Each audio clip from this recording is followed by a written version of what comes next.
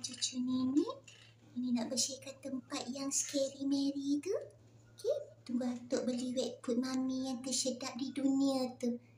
Yang muka tak nak pandang nenek ni. Ya, okey. Doktor kata mami stres, sakit dan semua sebab semalam. Kita tengok hari ni mami macam mana, okey?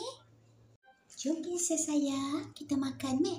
Atuk dah belikan dah mamam tu, jom. Terus bangun. Please mami, makan jangan memilih tau. Bismillahirrahmanirrahim. Jangan kacau mami sayang. Bismillahirrahmanirrahim. Ini paling risau kalau dia tak makan yang dalam tin ni. Sebab yang Welby warna pink tu dia treats. Nanti nak tunggu mami punya wet food renal tu. Ya Allah, ya Tuhanku. Makan sayang, makan. Makan pelan-pelan sayang. Ini yang tu nenek campur air. So dia tak pekat sangat. Makan sayang, duduk sayang. Makan sayang, macam tak luar je makan. Selalu cepat habis makan tu. Lepas isinan yang pertama, round 1 makan sisir. Okey.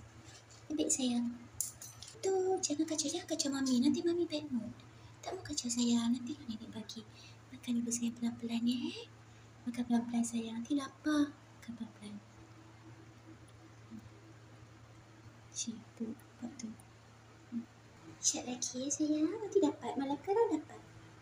Tu ada lagi sikit. Tak apa. Mami nak duduk ni. Cari dia duduk macam mana. Mami kena makan habis. Makan lagi. Makan sayang. Ada lagi sikit. Ini cuakan. Bismillah.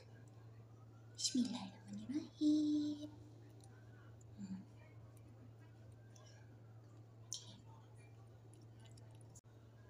Mami lihat dulu tau.